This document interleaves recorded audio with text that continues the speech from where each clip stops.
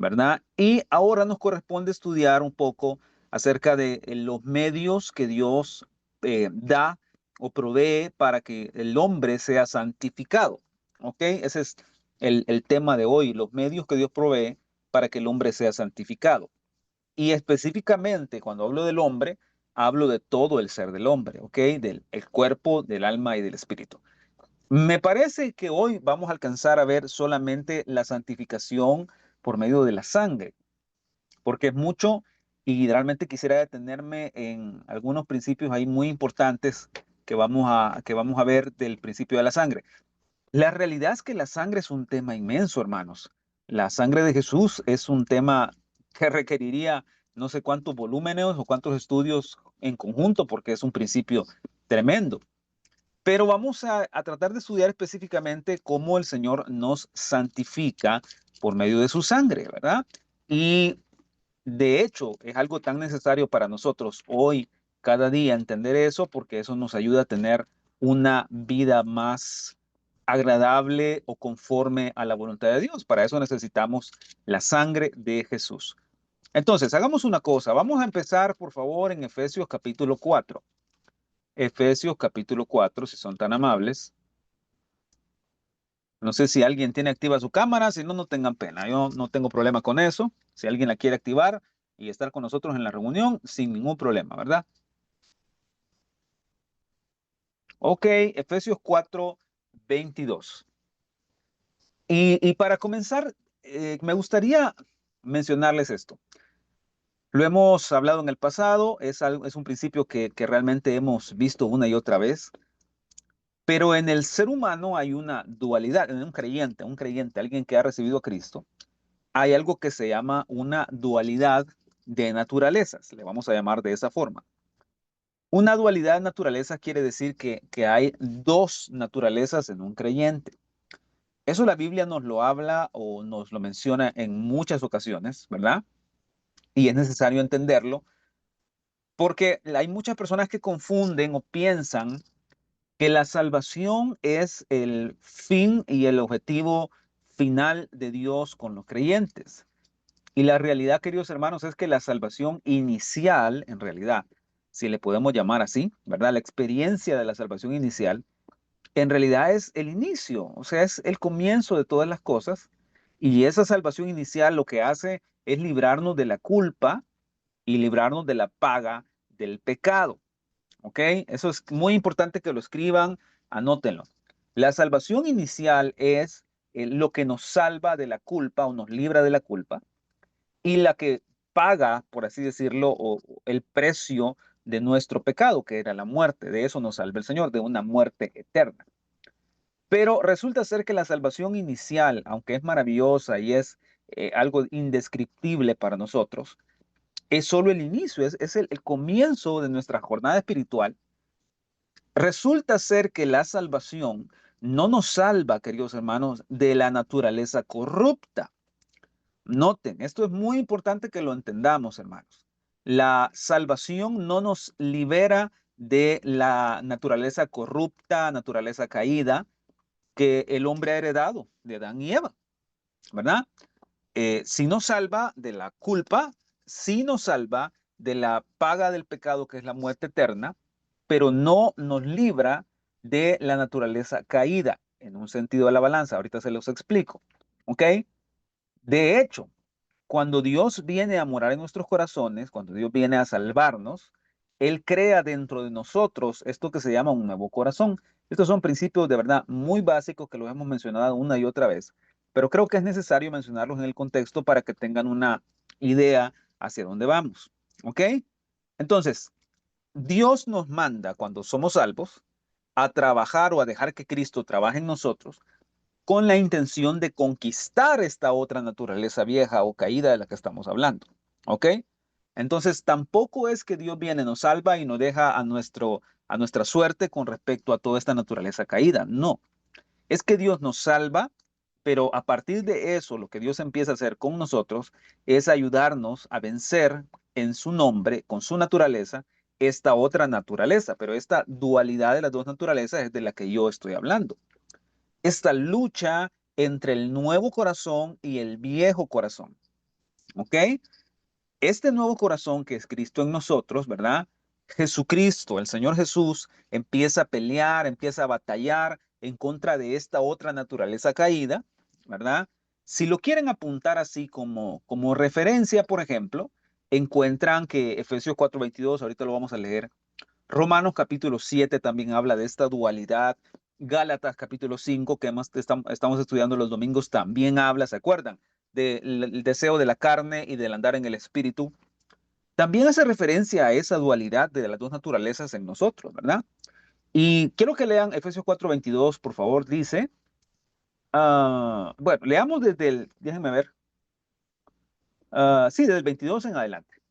Dice, en cuanto a la pasada manera de vivir, despojaos del viejo hombre, que está viciado conforme a los deseos engañosos, y renovaos en el espíritu de vuestra mente, y vestidos del nuevo hombre, creado según Dios en la justicia y santidad de la verdad. ¿Ven eso? Despojaos del viejo hombre y vestíos del nuevo hombre, en pocas palabras, o vestíos de Cristo, ¿verdad? En este sentido.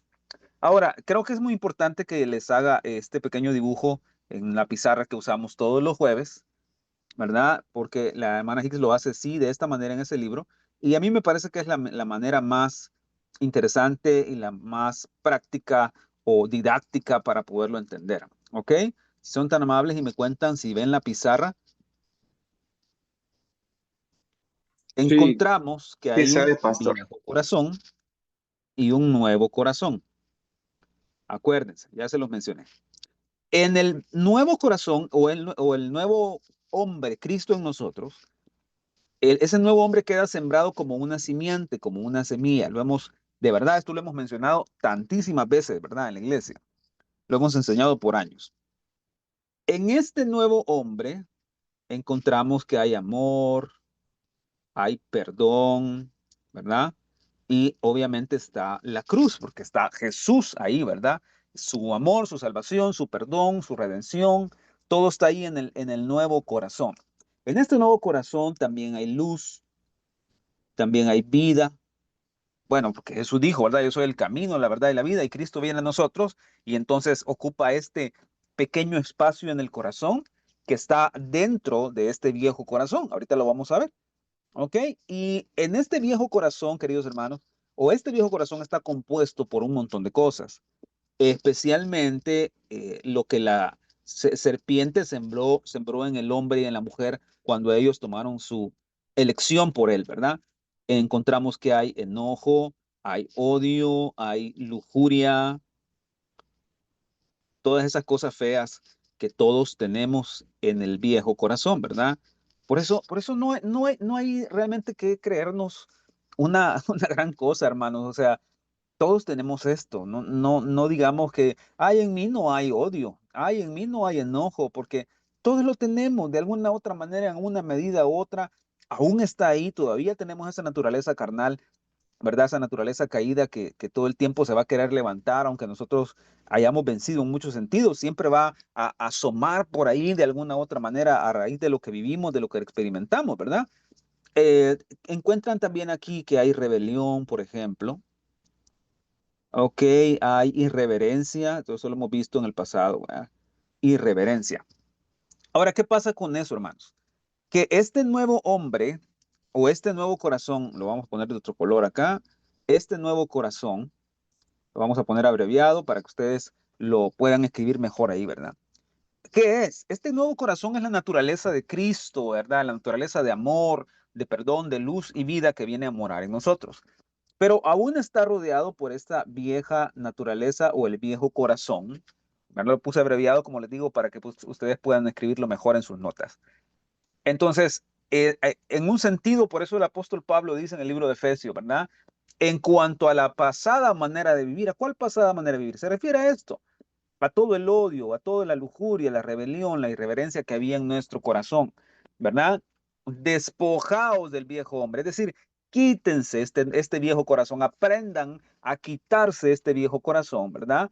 Porque está viciado conforme a los deseos engañosos. Si ustedes se acuerdan, Gálatas 5, ya estamos aprendiendo sobre los domingos, habla de los deseos de la carne. Y los deseos de la carne son estos mismos que se mencionan acá. Entonces se dan cuenta, el viejo corazón está viciado está inclinado, está corrompido conforme a estos deseos. ¿Ok? Y luego dice, y renovaos en el espíritu de vuestra mente y vestíos del nuevo hombre. Este nuevo hombre que está aquí, el nuevo corazón. De eso tenemos que vestirnos, ¿ok? Creado según Dios en la justicia y santidad de la verdad.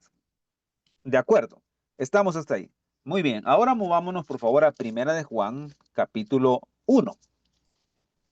Primera de Juan 1, más adelante de Efesios, un poco antes del Apocalipsis. Primera de Juan 1.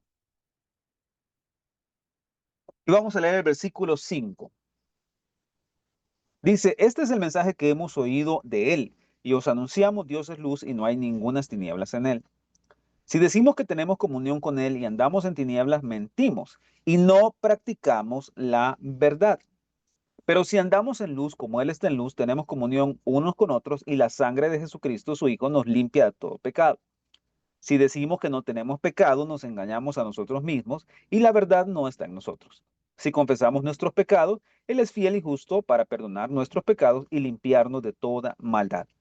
Si decimos que no hemos pecado, le hacemos a Él mentiroso y su palabra no está en nosotros. Entonces, la Biblia nos habla realmente muy claro acerca de esta vieja naturaleza, de este viejo corazón o de esta naturaleza corrupta, caída que está en nosotros, ¿verdad?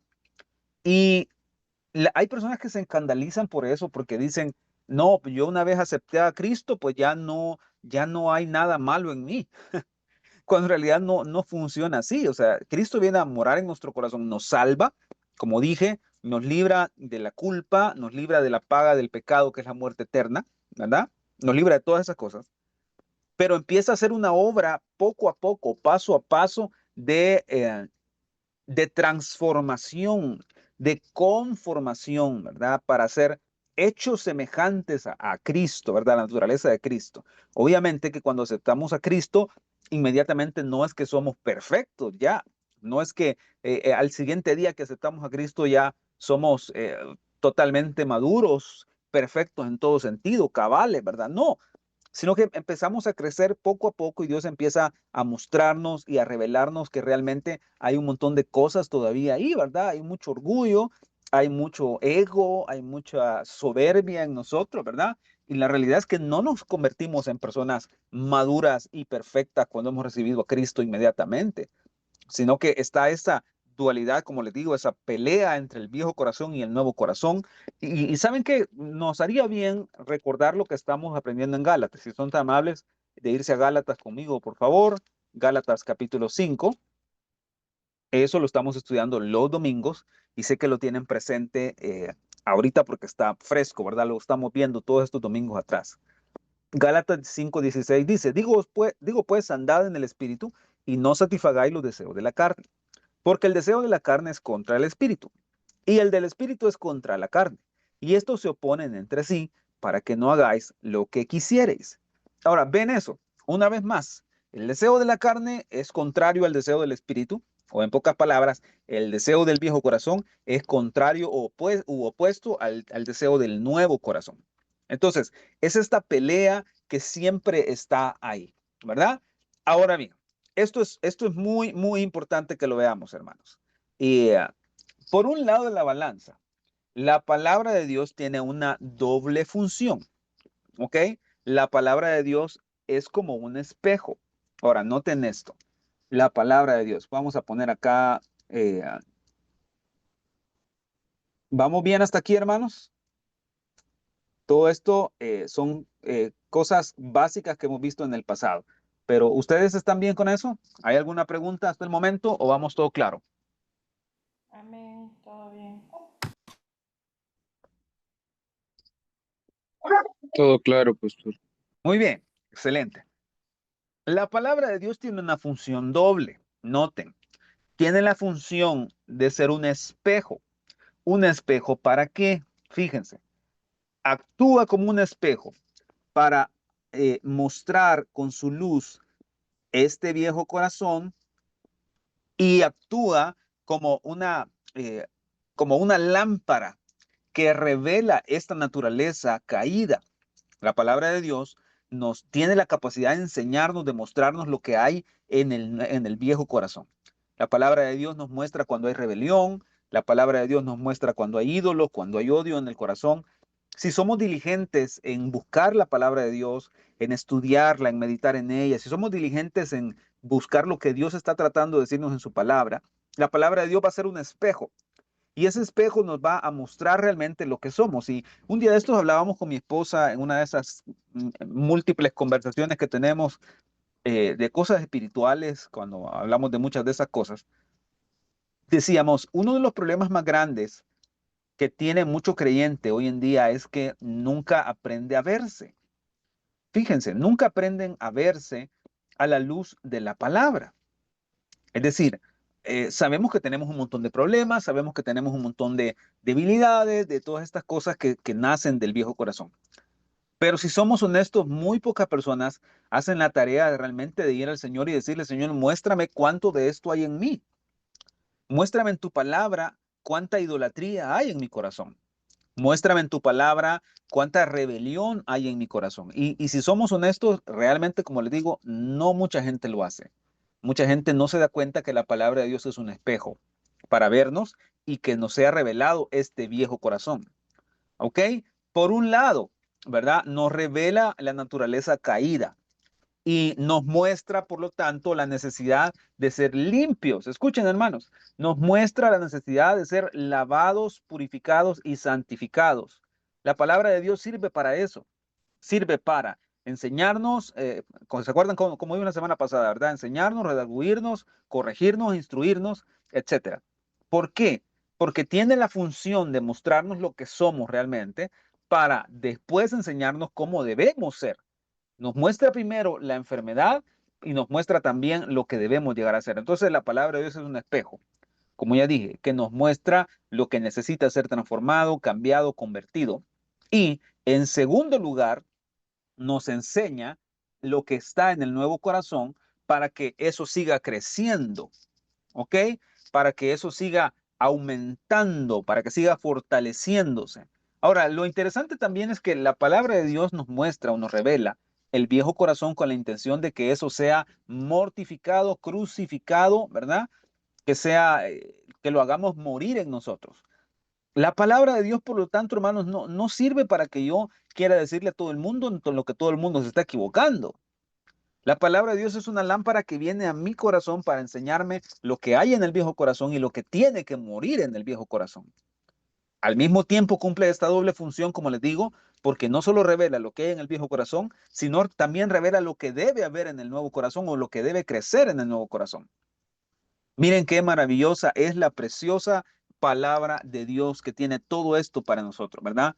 Si somos diligentes, como les digo, en verla, en atesorarla, en amarla, a pesar de nuestros propios errores, hermanos, a pesar de nuestras propias fallas, a pesar de nuestras propias debilidades, si somos fieles al Señor en orar, en meditar en su palabra, ¿verdad? En pensar todo el tiempo en ella, eso va a traer limpieza a nuestro ser, va a traer santificación a todo nuestro ser. ¿Por qué? Porque nos va a enseñar en la palabra qué es lo que tenemos que cambiar. Yo por eso les he dicho, hermanos, no se enojen con los mensajeros, no se enojen con los mensajeros, seamos nosotros, sea alguien más que está predicando, sea alguien que usted escuchó en la calle o en la radio, donde sea. No se enojen con los mensajeros, porque no se trata de ellos, se trata de lo que Dios está revelando en su palabra. Amén. ¿Vamos bien hasta ahí, hermanos? Ok. Ahora, Primera de Tesalonicenses 5, y ahora vamos a trabajar un poco más de lleno en esto. Primera de Tesalonicenses capítulo 5. Se dan cuenta que esta es realmente una lección muy básica, ¿verdad, hermanos? Es algo muy sencillo, pero que puede realmente transformar nuestra vida porque es palabra del Señor, ¿verdad? Él nos enseña en su palabra todas estas cosas. Ahora, voy a borrar mi pantalla o mi pizarra para nuevamente comenzar con otra. Vean esto. En la palabra de Dios, Él nos ha dado la provisión total, completa, lo que necesitamos para que todo nuestro ser, cuerpo, alma y espíritu sea santificado, sea transformado conforme a la imagen de Jesús. Todo está en la palabra de Dios, ¿verdad? Todo está ahí. Él ha hecho todo lo necesario para que nuestro ser completo sea total y absolutamente santificado. Que no quede ninguna área, ninguna parte de nuestro cuerpo que quede sin ser santificada. Para eso lo necesitamos. ¿Saben? Por eso mucha gente no es muy fanática de este tipo de mensaje.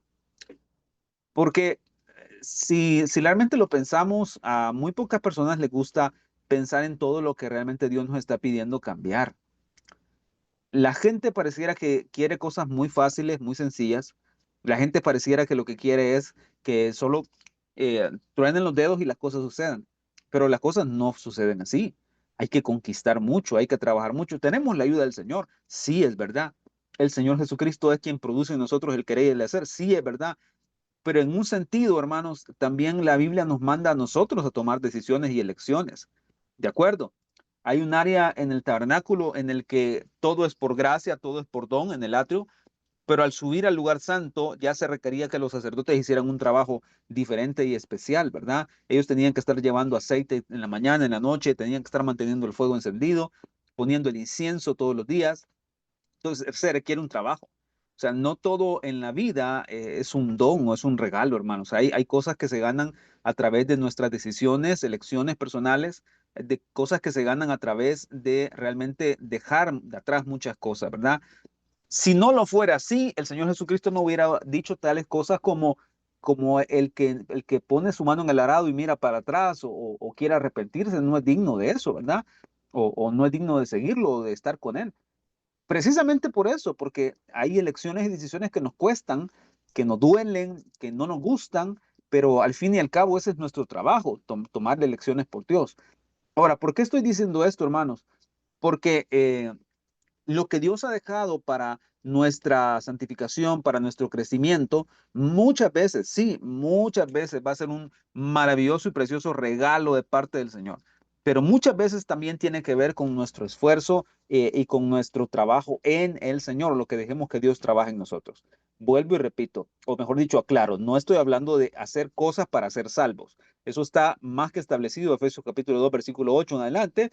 Dice que no somos salvos por obras, sino por gracia, no para que nadie se gloríe. No podemos hacer nada para ser salvos, ¿ok? No podemos hacer ninguna sola cosa. Nuestras mejores obras son delante del Señor, sin Cristo, trapos de inmundicia.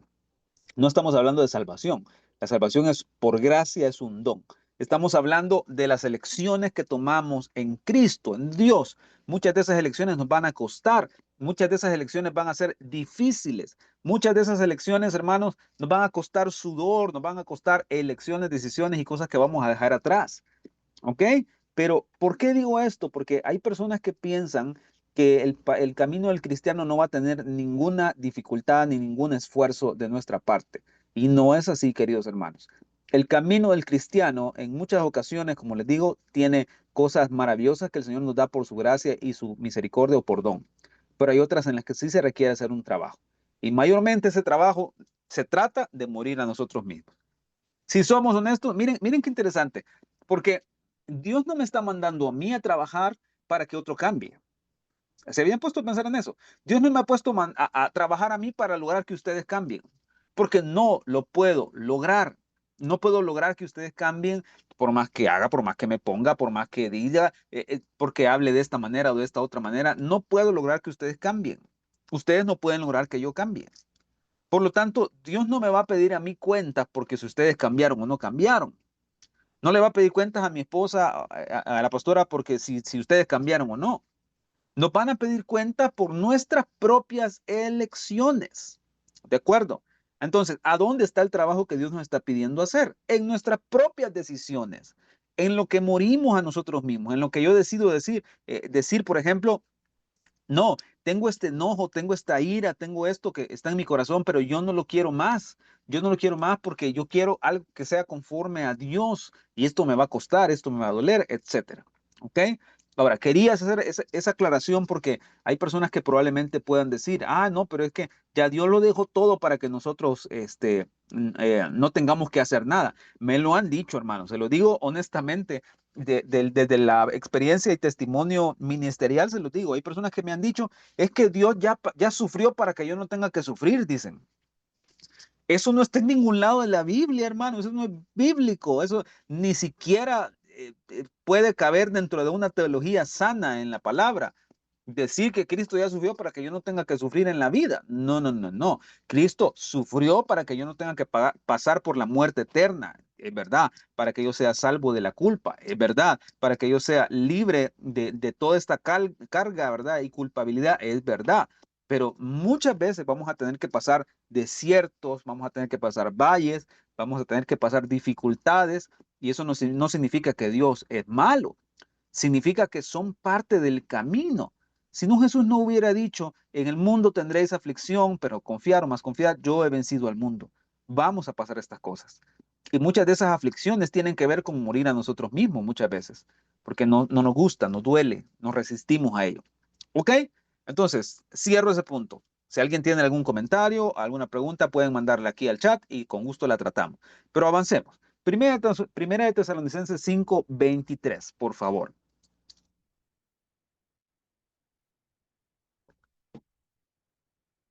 Así es que ya saben, si alguien les dice algún día, no, es que yo pensé que cuando me hiciera cristiano yo no iba a sufrir, hermano, a saber de qué cristianismo le hablaron, porque en el camino crucificado hay mucho, que muchas veces nos va a doler, ¿verdad? Y el Señor está ahí para ser nuestro consolador, para ser nuestra fortaleza. El Señor está ahí para darnos la nueva fuerza que necesitamos y para ser Él nuestro aliento, nuestro refugio. Eso es algo maravilloso. En el medio de las dificultades lo vamos a encontrar a Él, ¿verdad? Como ese escondite, ese refugio que nos va a dar sombra en la luz o en el sol y va a ser nuestro calor cuando estemos en la noche, ¿verdad? En las pruebas. Gracias a Dios por eso, hermanos. ¿Están ahí, hermanos? ¿Ya se fueron? ¿Se durmieron? ¿Todavía estamos listos para seguir? Men, listos. Ok. Listo, pastor. Primera de Tesalonicenses 5:23 dice lo siguiente. Y el mismo Dios de paz os santifique por completo, y todo vuestro ser, espíritu, alma y cuerpo, sea guardado irreprensible para la venida de nuestro Señor Jesucristo. Bien, ahora vamos a detenernos aquí, vamos a hablar de este doble propósito que tiene la palabra de Dios o que tiene el Señor con nosotros, ¿ok? O el propósito de la voluntad de Dios tiene dos lados también. Ahora lo vamos a ver. Se lo dibujo acá. Esto sí está exactamente así en el libro de la hermana y creo que es importante mencionarlo así porque a mí me bendijo mucho cuando lo vi de este lado. ¿Ok? Este es el propósito de la voluntad de Dios o cuál es el deseo del Señor, ¿verdad? Dice que seamos santificados. A ver, vamos a ponerlo así. Santificado totalmente.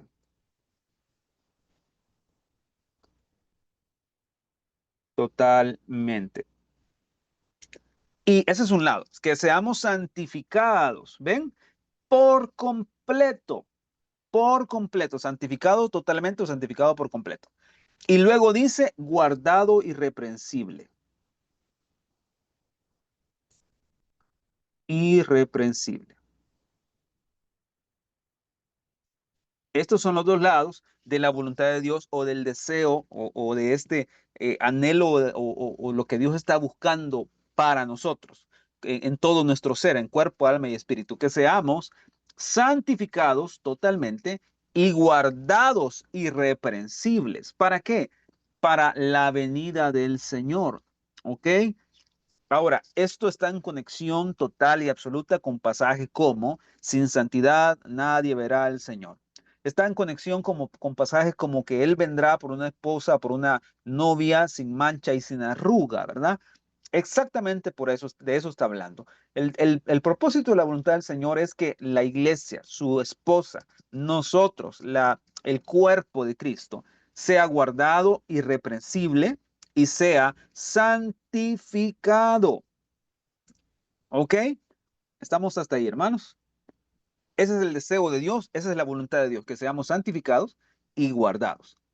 Guardado irreprensible quiere decir que nadie tenga nada que señalar acerca de nosotros, acerca de la iglesia, acerca de cada creyente, ¿verdad? Eso significa ser guardado irreprensible. Es decir, que nadie nos pueda reprender por errores. Ahora, noten esto, vamos a enfocarnos en la santificación. Acuérdense, ese es nuestro tema. Noten esto. La santificación tiene varios lados o, digamos, tiene un significado triple. Ser santificados significa, voy a poner aquí, ser limpio. Número 2 quiere decir ser apartado. Y número 3 quiere decir ser un sacrificio.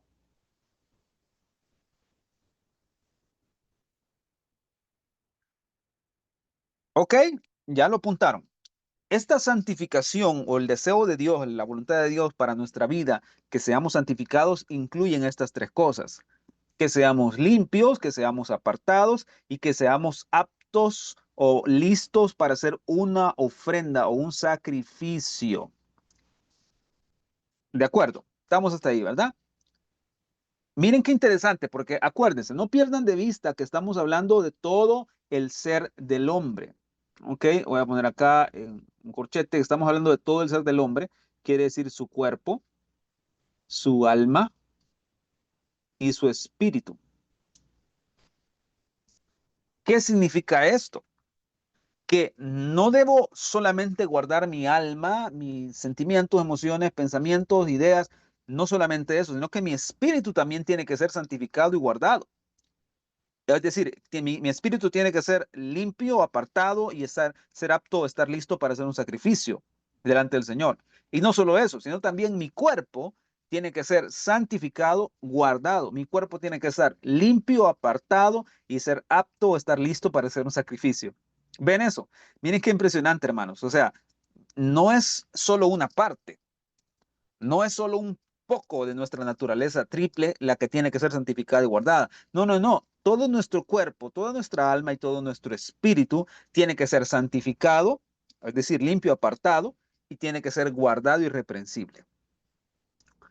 Ahora, yo sé que lo que probablemente algunos están pensando, yo sé que lo que probablemente algunos están meditando en este momento de la vida o de lo que estoy enseñando es, Dios mío, están poniendo muy alta la vara, están poniendo demasiado alto porque ¿cómo así que voy a ser limpio de mi cuerpo, de mi alma, de mi espíritu? ¿Cómo así que tengo que estar apartado, separado de mi cuerpo, de mi alma, de mi espíritu? Si yo se me ocurren tantas cosas, pienso en tantas cosas, tengo este enojo en mi corazón, tengo esta inclinación en mi mente, ¿verdad? O esta inclinación en mi carne.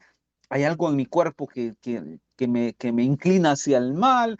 ¿Cómo me están diciendo que tengo que ser consagrado? ¿Cómo me están diciendo que tengo que de alguna manera dejar que Dios transforme todo esto en mí? Si somos honestos, hermanos, estamos lejos de ser esto porque tenemos muchas luchas contra nuestra carne.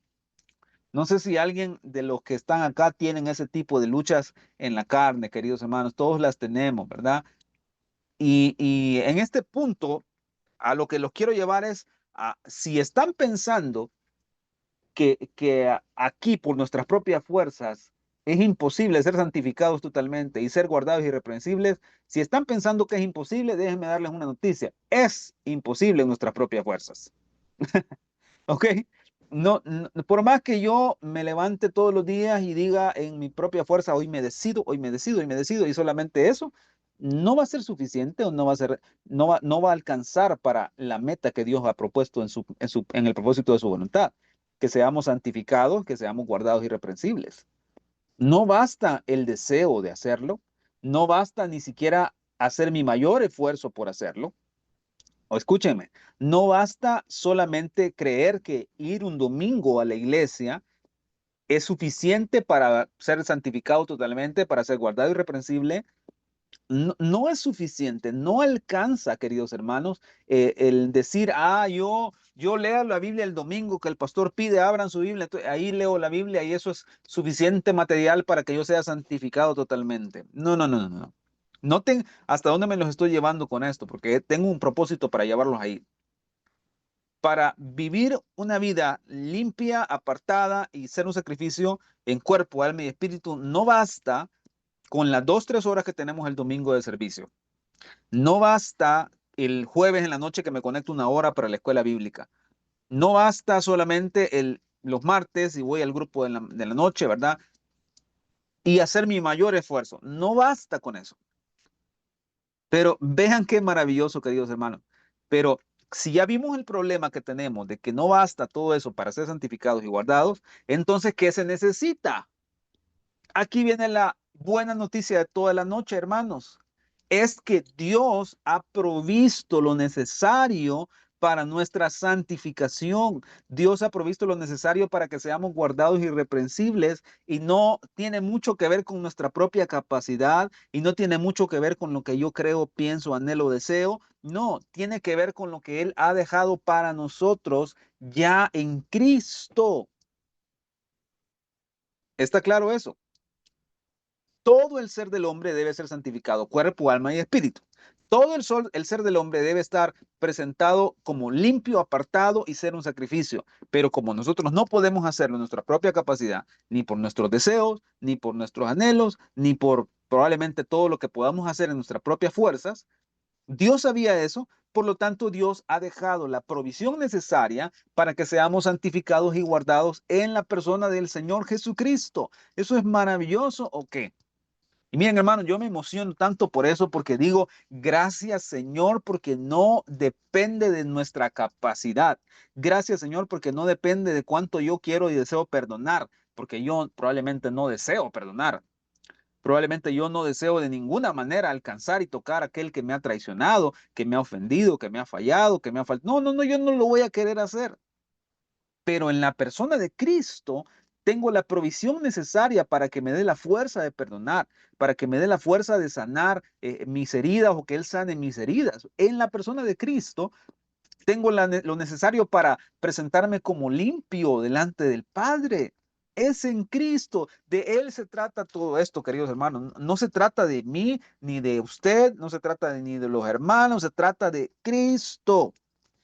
Él es lo que necesitamos para presentarnos como santos y guardados para su venida. O sea, con razón la palabra dice que Él es el principio y el fin. Con razón la palabra dice que Él es el alfa y la omega. Si en Él empieza todo y en Él termina todo, queridos hermanos, es por Él y para Él. Él produce en nosotros el querer y el hacer. Él produce en nosotros esta limpieza, el ser un sacrificio. Es por medio de Jesús. Ok, hago una pausa otra vez de 10 segundos para preguntar si vamos bien hasta acá. Está todo claro. De verdad me he tratado de extender lo más que he podido para de repente jugar un poco con las ideas y traérmelos por este camino. ¿Estamos bien hasta acá? ¿Hay alguna pregunta? Me voy a poner los audífonos porque no sé si alguien está hablando y yo no los escucho. Estamos bien, pastor. ¿Todo claro? Bien. Ok, entonces vamos a hablar de la provisión que Dios ha dado para esta santificación. En los minutos que me quedan voy a tratar de avanzar en esto. ¿Qué creen? Son tres provisiones en este lado del tabernáculo para que en el atrio para crecimiento, para ser santificados, para ser guardados irreprensibles. Estoy seguro que ustedes ya conocen cuáles son esos tres elementos, cuáles son esas tres provisiones que Dios ha dado, ¿verdad? Ya lo conocen. Son sangre, fuego y agua. Hermanos, oro al Señor y pido al Señor para que estas lecciones realmente hagan o marquen un antes y un después para nosotros. ¿Saben por qué? Porque no, no tenemos por qué ir por la vida en ignorancia, no tenemos por qué ir en la vida en oscuridad, siendo que Dios ya dejó todas estas cosas maravillosas en la palabra para que nos ayuden a ser realmente transformados, a ser realmente santificados. Miren qué interesante esto que les estoy diciendo, porque Dios no nos ha mandado a estar peleando en nuestra propia fuerza con nuestra alma, por ejemplo, ¿verdad? Con nuestros pensamientos. Dios no nos ha mandado a pelear en nuestra propia fuerza con las inclinaciones de nuestro cuerpo, por ejemplo. Dios nos ha mandado en Cristo a obtener la victoria en ello a través de lo que ya Él ha hecho por nosotros o está haciendo en nosotros. Miren qué precioso. ¿Sí? Entonces, si agarramos esto, de estos tres elementos, vamos a aprender cómo Dios puede santificar todos nuestros pensamientos, nuestras ideas, sentimientos, todo esto que viene de toda esta naturaleza que tenemos. Y cuando somos capacitados, entrenados en esto, ¿verdad? Vamos a cada vez más hacer un poco más fácil el proceso. Vamos a hacer un poco más sencillo el proceso de que Dios vaya transformándonos poco a poco si realmente aprendemos qué significa todas estas cosas. ¿Lo ven? Entonces, comencemos con la primera provisión, la provisión de la sangre. ¿Ok? La provisión de la sangre de Jesús. Por eso les decía, es un tema largo, realmente es inmenso. Y yo estaba claro y sabía que no iba a enseñarles, a alcanzar a enseñarles las tres. Si podemos abarcar la primera, que es la sangre, o por lo menos introducirla, creo que vamos a haber logrado mucho. ¿Ok? Entonces, las ofrendas del Antiguo Testamento son una sombra, un tipo, una figura, como dice Hebreos capítulo 9, ¿verdad? De lo que Jesús hizo por nosotros, ¿verdad? La sangre de Jesús, hermanos queridos, tiene el poder no solo de limpiarnos de los pecados pasados, noten esto, es muy importante.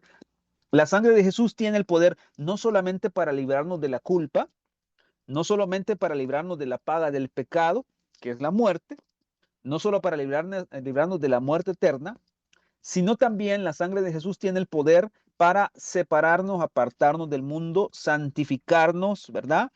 Ayudarnos a vencer nuestra carne, este viejo hombre. También la sangre de Jesús tiene el poder de convertirnos en un sacrificio vivo para Dios. ¿Ven eso? El Señor Jesucristo nos ha dado una provisión de sangre, no solamente para ser salvos de la paga del pecado, como ya dije, sino también para ayudarnos a vencer sobre nuestra naturaleza carnal, para convertirnos en un sacrificio vivo. Y todo eso lo vamos a ir viendo detenidamente. ¿Ok? Entonces, tenemos que hay sangre, fuego y agua. De acuerdo, voy a anotarlo por acá. Tenemos que hay tres provisiones. Tenemos que hay sangre,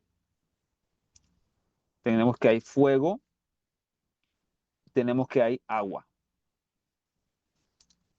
¿Ok? ¿Qué es? En el altar de bronce, miren esto. En el altar de bronce había sangre que había sido derramada, sangre de animales, ¿verdad? Que eran una figura del Señor Jesucristo, de la sangre del Señor Jesucristo. Y estas dos experiencias, queridos hermanos, sangre y fuego, estaban en el altar. A ver, se me fue otra vez esa línea. ¿Ve? No sé por qué sale. En el altar de bronce o el altar del holocausto. ¿De acuerdo?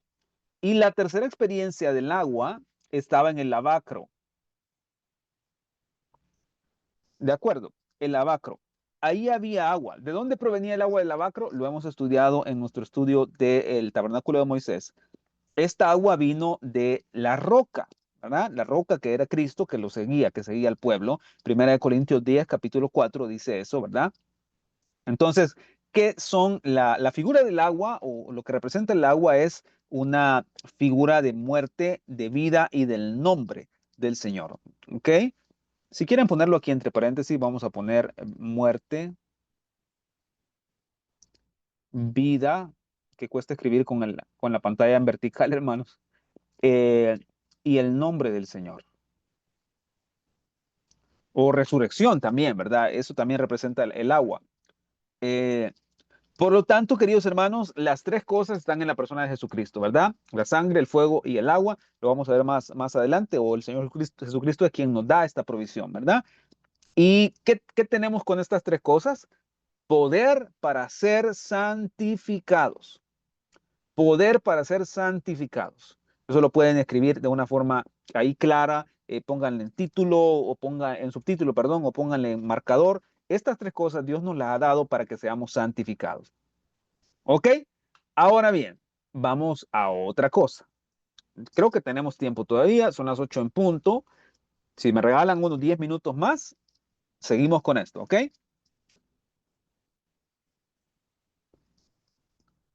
Nadie dijo amén.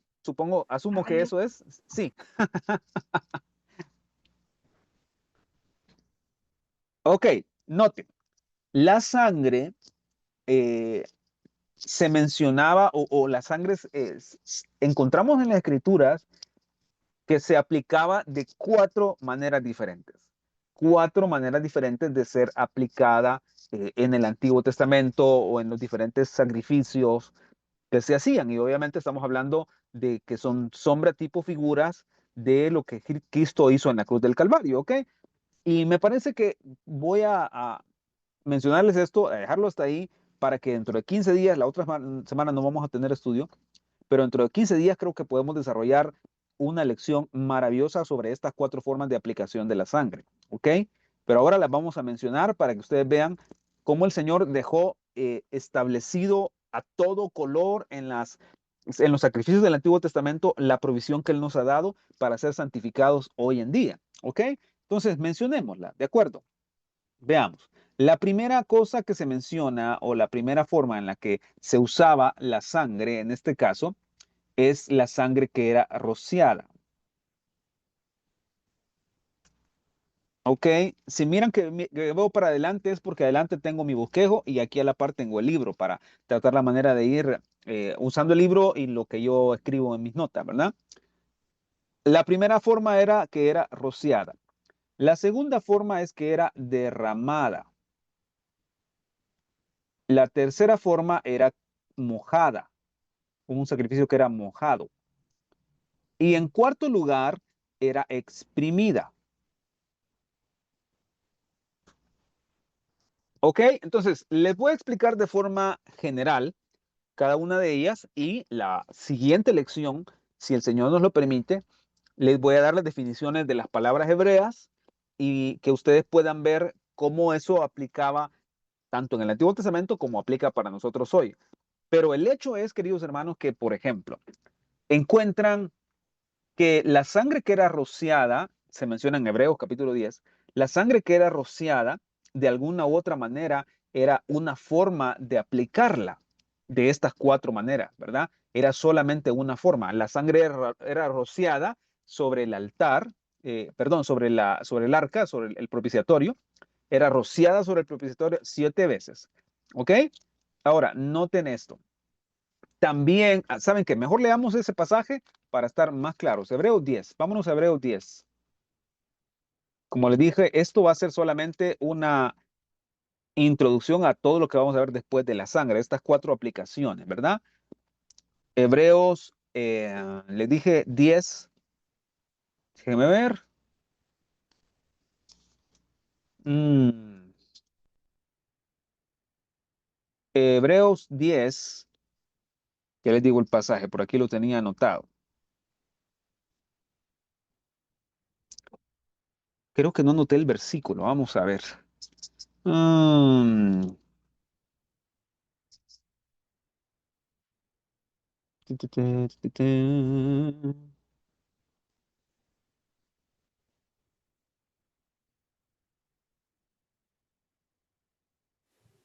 Mm. ¿Qué? Santo Dios, alguien habló.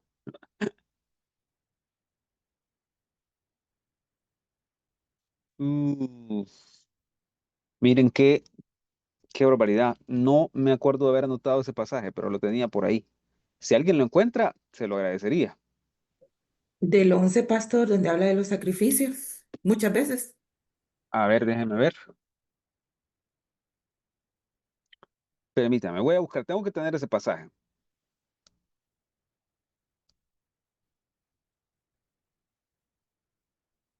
Mm, mm, mm, mm. El versículo 8, pastor. 18. No, déjenme ver.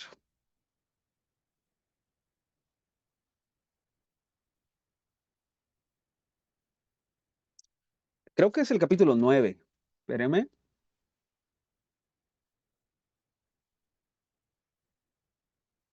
Ah, sí, el capítulo 9.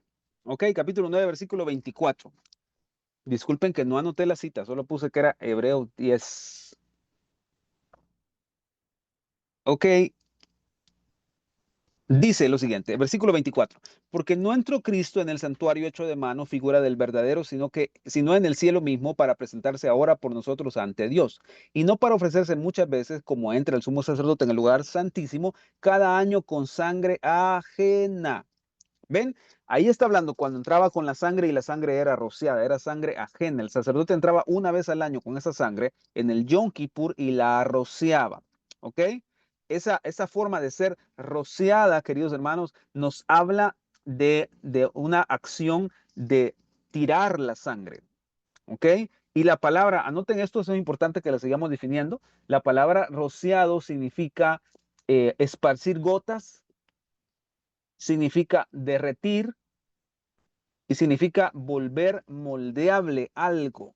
Miren qué interesante. Significa esparcir gotas, derretir y volver algo moldeable.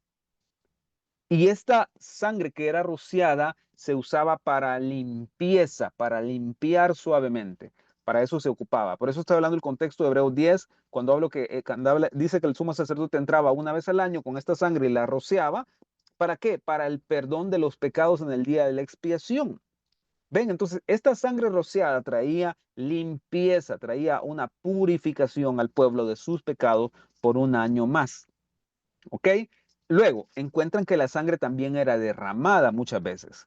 Por eso les decía, esta es una introducción, no nos vamos a meter a las definiciones tal cual con las palabras hebreas, la vamos a hacer hasta la otra lección. En primer lugar, la sangre era rociada y era esparcida, ¿verdad? Era esparcida las gotas, ¿verdad? En forma, con las manos lo hacían así. Luego encuentran que era derramada, es decir, era puesta en un lugar, ¿verdad? Era puesta derramada sobre el suelo, en este caso, ¿verdad? Y eso significa que era derretida literalmente, algo como que está caliente, un metal fundido o metal que se ha derretido. Él dice literalmente la palabra significa eso, como derretir un metal, ¿ok? Ahora, miren esto, la sangre que era mojada. Y esta palabra mojada quiere decir algo que es sumergido. ¿Ok?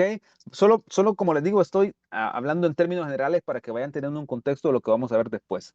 La sangre era rociada en primer lugar, como se enseña en Hebreos, ¿verdad? Que el sumo sacerdote entraba con la sangre y la rociaba en el propiciatorio, ¿verdad? Ahí en el lugar santísimo.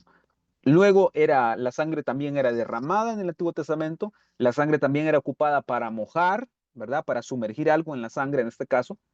Y en último lugar era exprimida. ¿Qué pasaba cuando era exprimida, verdad? Cuando se extraía o cuando se sacaba la sangre, por ejemplo, de las ofrendas. ¿Ok? Entonces, cada una de estas cuatro formas de aplicación de sangre nos hablan sobre un aspecto eh, de cómo Jesús puede a través de su sangre traer limpieza y santificación a nuestro ser completo. ¿Ok? A nuestro ser total y completo, a cuerpo, alma y espíritu. La sangre de Jesús es rociada, es derramada o es mojada o nos sirve para ser mojados en ella. Luego vamos a explicar. Y la sangre de Jesús ha sido exprimida eh, para nosotros, para nuestra santificación. ¿Y qué creen?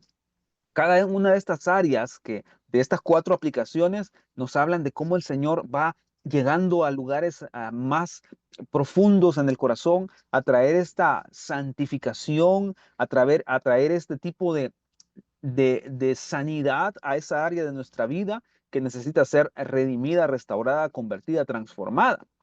Entonces, si se dan cuenta, no tenemos, queridos hermanos, por qué de alguna u otra manera estar tristes, frustrados porque nosotros no logramos cambiar o porque en mi propia capacidad o mi mayor esfuerzo no lo logro.